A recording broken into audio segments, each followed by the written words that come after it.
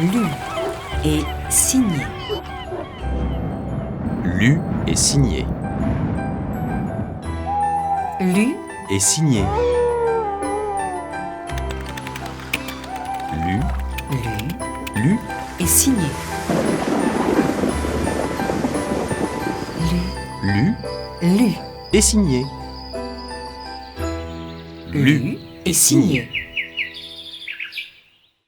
12 juillet, Paris. J'avais donc perdu la tête les jours derniers. J'ai dû être le jouet de mon imagination énervée, à moins que je ne sois vraiment somnambule ou que j'ai subi une de ces influences constatées mais inexplicables jusqu'ici qu'on appelle suggestion. En tout cas, mon affolement touchait à la démence et 24 heures de Paris ont suffi pour me remettre d'aplomb.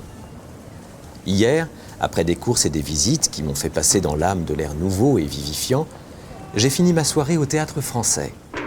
On y jouait une pièce d'Alexandre Dumas fils, et cet esprit alerte et puissant a achevé de me guérir.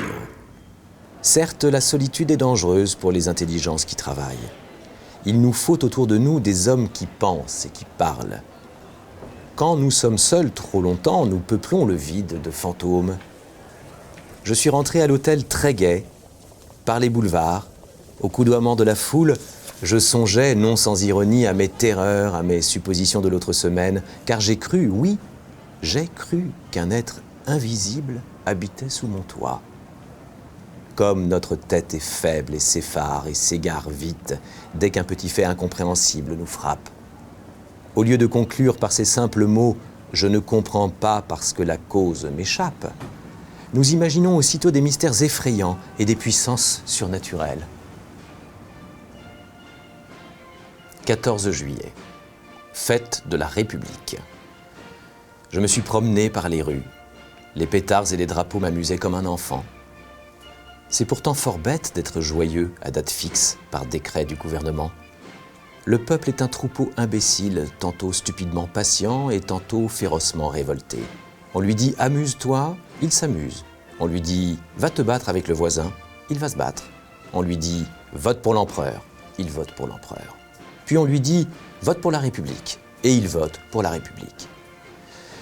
Ceux qui le dirigent sont aussi sots, mais au lieu d'obéir à des hommes, ils obéissent à des principes, lesquels ne peuvent être que niais, stériles et faux, par cela même qu'ils sont des principes, c'est-à-dire des idées réputées certaines et immuables, en ce monde où l'on est sûr de rien, puisque la lumière est une illusion, puisque le bruit est une illusion. 16 juillet. J'ai vu hier des choses qui m'ont beaucoup troublé. Je dînais chez ma cousine, Madame Sablé, dont le mari commande le 76e chasseur à Limoges. Je me trouvais chez elle avec deux jeunes femmes, dont l'une a épousé un médecin, le docteur Parent, qui s'occupe beaucoup de maladies nerveuses et des manifestations extraordinaires auxquelles donnent lieu en ce moment les expériences sur l'hypnotisme et la suggestion. Il nous raconta longtemps les résultats prodigieux obtenus par des savants anglais et par les médecins de l'école de Nancy. Les faits qu'il avança me parurent tellement bizarres que je me déclarai tout à fait incrédule. Nous sommes, affirmait-il, sur le point de découvrir un des plus importants secrets de la nature, je veux dire, un de ses plus importants secrets sur cette terre. Car elle en a certes d'autrement importants là-bas, dans les étoiles. Depuis que l'homme pense, depuis qu'il sait dire et écrire sa pensée, il se sent frôlé par un mystère impénétrable pour ses sens grossiers et imparfaits, et il tâche de suppléer par l'effort de son intelligence à l'impuissance de ses organes. Quand cette intelligence demeurait encore à l'état rudimentaire, cette hantise des phénomènes invisibles a pris des formes banalement effrayantes. De là sont nées les croyances populaires au surnaturel, les légendes des esprits rôdeurs, des fées, des gnomes, des revenants, je dirais même la légende de Dieu, car nos conceptions de l'ouvrier créateur, de quelque religion qu'elles nous viennent, sont bien les inventions les plus médiocres, les plus stupides, les plus inacceptables sorties du cerveau apeuré des créatures. Rien de plus vrai que cette parole de Voltaire. Dieu a fait l'homme à son image, mais l'homme le lui a bien rendu. Mais depuis un peu plus d'un siècle, on semble pressentir quelque chose de nouveau. Mesmer et quelques autres nous ont mis sur une voie inattendue et nous sommes arrivés vraiment, depuis 4 ou 5 ans surtout, à des résultats surprenants. Ma cousine, très incrédule aussi, souriait. Le docteur Parent lui dit « Voulez-vous que j'essaye de vous endormir, madame ?»« Oui, je veux bien. » Elle s'assit dans un fauteuil et il commença à la regarder fixement en la fascinant. Moi, je me sentis soudain un peu troublé, le cœur battant, la gorge serrée. Je voyais les yeux de madame Sablé s'alourdir, sa bouche se crisper, sa poitrine halter. Au bout de 10 minutes, elle dormait. « Mettez-vous derrière elle, » dit le médecin, et je m'assis derrière elle. Il lui plaça entre les mains une carte de visite en lui disant « Ceci est un miroir. Que voyez-vous dedans ?» Elle répondit « Je vois mon cousin. Que fait-il ? Il se tord la moustache. Et maintenant, il tire de sa poche une photographie. Quelle est cette photographie ? La sienne. » C'était vrai. Et cette photographie venait de m'être livrée le soir même à l'hôtel. Comment est-il sur ce portrait ? Il se tient debout avec son chapeau à la main.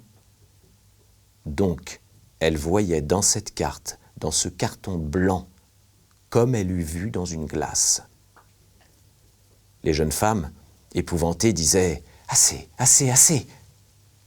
Mais le docteur ordonna « Vous vous lèverez demain à 8 heures, puis vous irez trouver à son hôtel votre cousin et vous le supplierez de vous prêter 5 000 francs que votre mari vous demande et qu'il vous réclamera à son prochain voyage. » Puis, il la réveilla. En rentrant à l'hôtel, je songeais à cette curieuse séance et des doutes m'assaillirent, non point sur l'absolu, sur l'insoupçonnable bonne foi de ma cousine, que je connaissais comme une sœur depuis l'enfance, mais sur une supercherie possible du docteur. Ne dissimulait-il pas dans sa main une glace qu'il montrait à la jeune femme endormie en même temps que sa carte de visite ? Les prestidigitateurs de profession font des choses autrement singulières. Je rentrai donc et je me couchai. Or, ce matin, vers 8h30, je fus réveillé par mon valet de chambre qui me dit « C'est madame Sablé qui demande à parler à monsieur tout de suite. » Je m'habillai à la hâte et je la reçus. Elle s'assit fort troublée, les yeux baissés, et sans lever son voile, elle me dit « Mon cher cousin, j'ai un gros service à vous demander. »« Lequel, ma cousine ? » ?»« Cela me gêne beaucoup de vous le dire, et pourtant il le faut. J'ai besoin, absolument besoin de 5 000 francs. »« Allons donc, vous ? » ?»« Oui, moi, ou plutôt mon mari, qui me charge de les trouver. » J'étais tellement stupéfait que je balbutiais mes réponses. Je me demandais si vraiment elle ne s'était pas moquée de moi avec le docteur Parent, si ce n'était pas là une simple farce préparée d'avance et fort bien jouée. Mais, en la regardant avec attention, tous mes doutes se dissipèrent. Elle tremblait d'angoisse, tant cette démarche lui était douloureuse, et je compris qu'elle avait la gorge pleine de sanglots. Je la savais fort riche, et je repris « Comment ? Votre mari n'a pas 5 000 francs à sa disposition. Voyons, réfléchissez. Êtes-vous sûr qu'il vous a chargé de me les demander ?» Elle hésita quelques secondes, comme si elle eût fait un grand effort pour chercher dans son souvenir, puis elle répondit « Oui, oui, j'en suis sûre. » « Il vous a écrit ?» Elle hésita encore, réfléchissant. Je devinais le travail torturant de sa pensée. Elle ne savait pas. Elle savait seulement qu'elle devait m'emprunter 5 000 francs pour son mari. Donc, elle osa mentir. « Oui, il m'a écrit. »« Quand donc ? » ?»« Vous ne m'avez parlé de rien hier. J'ai reçu sa lettre ce matin. »« Pouvez-vous me la montrer ? » ?»« Non, non, non. Elle contenait des choses intimes, trop personnelles. Je l'ai brûlée. »« Alors, c'est que votre mari fait des dettes. » Elle hésita encore, puis murmura « Je ne sais pas. » Je déclarai brusquement « C'est que je ne puis disposer de 5 000 francs en ce moment, ma chère cousine. » Elle poussa une sorte de cri de souffrance. « Oh, oh, je vous en prie, trouvez-les. » Elle s'exaltait, joignait les mains comme si elle m'eût prié. J'entendais sa voix changer de ton. Elle pleurait et bégayait, harcelée et dominée par l'ordre irrésistible qu'elle avait reçu. « Oh, oh, je vous en supplie, si vous saviez comme je souffre, il me les faut aujourd'hui. » J'eus pitié d'elle. « Vous les aurez tantôt, je vous le jure. » Elle s'écria « Oh merci, merci, que vous êtes bon !» Je repris « Vous rappelez-vous ce qui s'est passé hier chez vous ?»« Oui. »« Vous rappelez-vous que le docteur Parent vous a endormi ?»« Oui. » « Eh bien, il vous a ordonné de venir m'emprunter ce matin 5000 francs et vous obéissez en ce moment à cette suggestion. » Elle réfléchit quelques secondes et répondit « Puisque c'est mon mari qui les demande. » Pendant 1 heure, j'essayais de la convaincre, mais je n'y pus parvenir. Quand elle fut partie, je courus chez le docteur. Il allait sortir et il m'écouta en souriant, puis il dit « Croyez-vous maintenant ?»« Oui, il le faut bien. Allons chez votre parente. » Elle sommeillait déjà sur une chaise longue, accablée de fatigue. Le médecin lui prit le pouls, la regarda quelque temps, une main levée vers ses yeux, qu'elle ferma peu à peu sous l'effort insoutenable de cette puissance magnétique. Quand elle fut endormie, « Votre mari n'a plus besoin de 5000 francs. Vous allez donc oublier que vous avez prié votre cousin de vous les prêter. Et s'il vous parle de cela, vous ne comprendrez pas. » Puis, il la réveilla. Je tirai de ma poche un portefeuille. « Voici, ma chère cousine, ce que vous m'avez demandé ce matin. » Elle fut tellement surprise que je n'osai pas insister. J'essayai cependant de ranimer sa mémoire, mais elle nia avec force, crut que je me moquais d'elle et faillit à la fin se fâcher. Voilà. Je viens de rentrer. Et je n'ai pu déjeuner tant cette expérience m'a bouleversé. 19 juillet. Beaucoup de personnes à qui j'ai raconté cette aventure se sont moquées de moi. Je ne sais plus que penser. Le sage dit « peut-être ». 21 juillet. J'ai été dîner à Bougival, puis j'ai passé la soirée au bal des Canotiers. Décidément, tout dépend des lieux et des milieux. Croire au surnaturel dans l'île de la Grenouillère serait le comble de la folie. Mais au sommet du mont Saint-Michel et dans les Indes, nous subissons effroyablement l'influence de ce qui nous entoure. Je rentrerai chez moi la semaine prochaine. 30 juillet. Je suis revenu dans ma maison depuis hier. Tout va bien. 2 août. Rien de nouveau. Il fait un temps superbe. Je passe mes journées à regarder couler la Seine. 4 août. Querelle parmi mes domestiques. Ils prétendent qu'on casse les verres la nuit dans les armoires. Le valet de chambre accuse la cuisinière, qui accuse la lingère, qui accuse les 2 autres. Quel est le coupable? Bien fin qui le dirait. 6 août.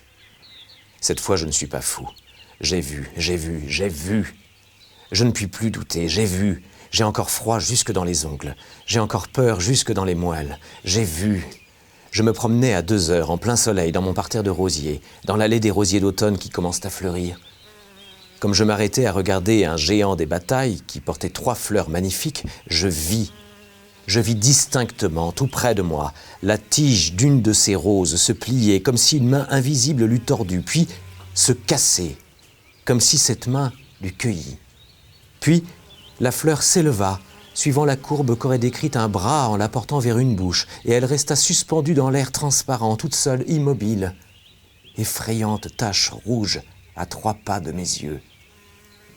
Éperdu, je me jetai sur elle pour la saisir, je ne trouvais rien. Elle avait disparu. Alors je fus pris d'une colère furieuse contre moi-même, car il n'est pas permis à un homme raisonnable et sérieux d'avoir de pareilles hallucinations. Mais était-ce bien une hallucination?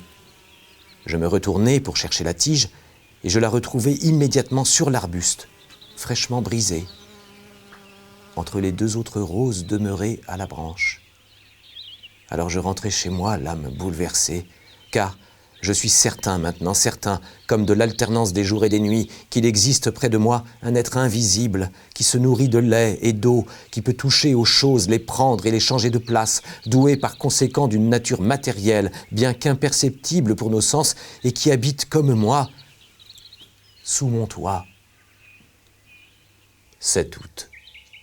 J'ai dormi tranquille. Il a bu l'eau de ma carafe, mais n'a point troublé mon sommeil. Je me demande si je suis fou.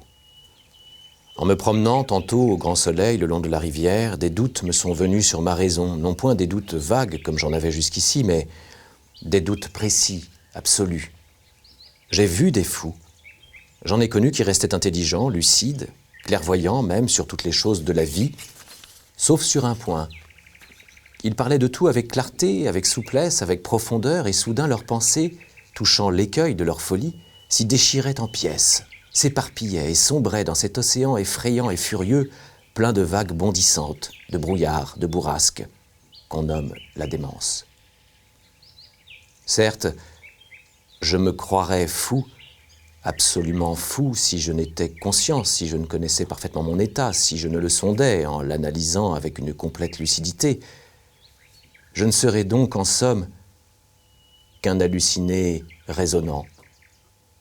Un trouble inconnu se serait produit dans mon cerveau, un de ces troubles qu'essayent de noter et de préciser aujourd'hui les physiologistes. Et ce trouble aurait déterminé dans mon esprit, dans l'ordre et la logique de mes idées, une crevasse profonde. Des phénomènes semblables ont lieu dans le rêve qui nous promène à travers les fantasmagories les plus invraisemblables, sans que nous en soyons surpris, parce que l'appareil vérificateur, parce que le sens du contrôle est endormi, tandis que la faculté imaginative veille et travaille. Ne se peut-il pas qu'une des imperceptibles touches du clavier cérébral se trouve paralysée chez moi ? Des hommes, à la suite d'accidents, perdent la mémoire, des noms propres ou des verbes ou des chiffres ou seulement des dates. Les localisations de toutes les parcelles de la pensée sont aujourd'hui prouvées. Or, quoi d'étonnant à ce que ma faculté de contrôler l'irréalité de certaines hallucinations se trouve engourdie chez moi en ce moment. Je songeais à tout cela en suivant le bord de l'eau.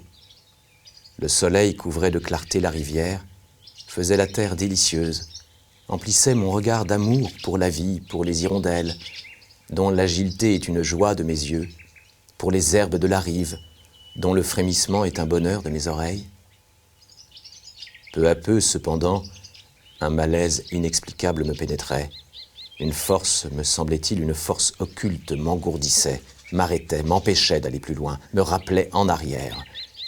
J'éprouvais ce besoin douloureux de rentrer qui vous oppresse quand on a laissé au logis un malade aimé et que le pressentiment vous saisit d'une aggravation de son mal. Donc, je revins malgré moi, sûr que j'allais trouver dans ma maison une mauvaise nouvelle, une lettre ou une dépêche. Il n'y avait rien. Et je demeurais plus surpris et plus inquiet que si j'avais eu de nouveau quelques visions fantastiques. 8 août. J'ai passé hier une affreuse soirée. Il ne se manifeste plus, mais je le sens près de moi, m'épiant, me regardant, me pénétrant, me dominant, et plus redoutable en se cachant ainsi que s'il signalait par des phénomènes surnaturels sa présence invisible et constante. J'ai dormi, pourtant. 9 août. Rien. Mais j'ai peur. 10 août. Rien. Qu'arrivera-t-il demain ? 11 août. Toujours rien. Je ne puis plus rester chez moi avec cette crainte et cette pensée entrée en mon âme. Je vais partir. À suivre. À suivre.